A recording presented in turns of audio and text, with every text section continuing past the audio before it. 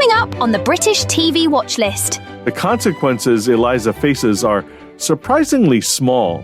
She should be dealing with way more danger and way more people genuinely hating what she's doing. From cozy mysteries to intense police procedurals, we talk about the characters, performances, series, and episodes from your favourite British TV shows. Hi there, it's Michael T. Welcome back to the British TV Watchlist. Today, we're talking about a show that's a perfect example of what happens when you want to make a period drama, but you're also trying to attract a modern audience. The show is Miss Scarlet. Miss Scarlet stars Kate Phillips as Eliza Scarlet. Eliza is trying to be Victorian London's first female detective back in the 1880s. Her father dies, she inherits his detective agency, and suddenly she's got to figure out how to run a business in a world that literally doesn't think women should be doing anything except getting married and managing a household. I watched this show on PBS Masterpiece. It started as Miss Scarlet and the Duke, but eventually dropped the and the Duke part for reasons we'll get into in a minute. The basic setup is pretty straightforward. Every episode, there's a new mystery to solve, and Eliza's got to use her wits to crack the case while also dealing with people constantly telling her she shouldn't be doing this job at all. Let's talk about Kate Phillips for a second, because she really does carry the show. She's the star. She plays Eliza with this mix of confidence and vulnerability. Eliza's smart, she's resourceful, she's determined, she's coy, but she's not written as some kind of superhero who never makes mistakes. She screws up sometimes. She struggles to pay her bills. She gets in over her head. Eliza is not infallible. For the first 4 seasons, Eliza's main relationship, both professionally and romantically, is with Inspector William the Duke Wellington, played by Stuart Martin. They've got history. They grew up together. And there's this whole unresolved will they, won't they tension that the show milks for everything it's worth. And then Stuart Martin left the show after season 4. The show's creator, Rachel New, said that Martin felt he had taken the character as far as he could go. In interviews, Martin called it a very tough decision, but believed there was something interesting in Duke leaving, particularly because it would force the relationship between Duke and Eliza to come to a head and allow Eliza's story to move forward without being held back. The Duke character moved to New York for a 1-year secondment, which is how they wrote him out. Season 5 was rebranded as just Miss Scarlet. They dropped "and the Duke" from the title, and Tom Durant Pritchard joined as a new detective character. The whole dynamic just shifted. This built-up romantic tension that kept people invested for 4 seasons, gone.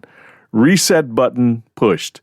And a lot of fans felt like the show lost something essential when that happened. We see it all the time. Grantchester is a prime example, and that show has survived 2 changes in the lead character. We talk about this in episode 24 of the podcast. But let's give credit where credit's due. The supporting cast is really strong. In addition to Tom Durant Pritchard, you've got Kathy Belton playing Ivy. She's Eliza's housekeeper, best friend, mother figure, and confidant. Paul Baisley plays Clarence, the clerk at Eliza's detective agency. And Ansu Kabia plays Moses, who starts as the Duke's right-hand man, but becomes someone Eliza can actually rely on. This is essentially Eliza's family, which is important because she's basically alone in the world after her father dies. They ground her when she's about to do something impulsive, they support her when things get rough, and they make the show feel bigger than just woman solves crimes. When Miss Scarlet is firing on all cylinders, it's genuinely fun to watch. The mysteries are usually pretty smart. You can actually try to solve them along with Eliza, which is what you want from a detective show. The production design is gorgeous. The costumes are beautiful. You'll notice that Miss Scarlet doesn't wear scarlet. I guess that would be too cliched. 90% of the time, she's wearing the striking royal blue. Victorian London looks appropriately gloomy, and the show does tackle real issues that women faced back then. Property rights, professional credibility, the constant pressure to follow the norm, and married life. It uses the detective framework to explore serious historical stuff, and that's commendable. The balance between case of the week and ongoing character development is pretty well handled too. You can jump in almost anywhere, but if you watch from the beginning, you get to see these relationships evolve over time. Hey, let me ask you a question. Who wants cozy? Everyone loves cozy and warm and comfortable, right?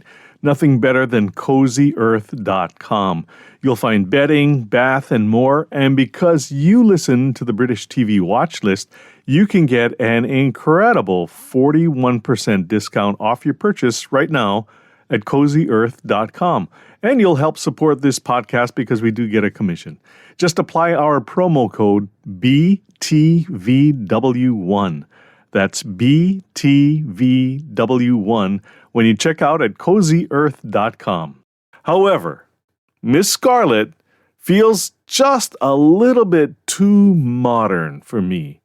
Sometimes the dialogue sounds like it's from 2026, not the 1880s. Characters say things like, "I need space," and "that's not your decision to make." Phrases that absolutely did not exist back then.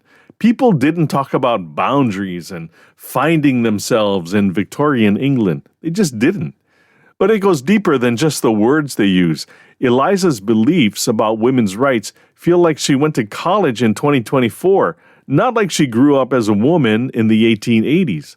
I'm all for strong female characters, but there's a difference between a woman fighting against the unfair rules of her time and a woman who somehow thinks exactly like a modern feminist despite being born in the 1880s. Here's what really bothers me. Almost every man Eliza meets is either surprisingly okay with what she's doing, or he changes his mind after just one conversation with her. In the real 1880s London, Eliza would have been completely rejected by society. She would face constant insults, threats, and people refusing to even talk to her.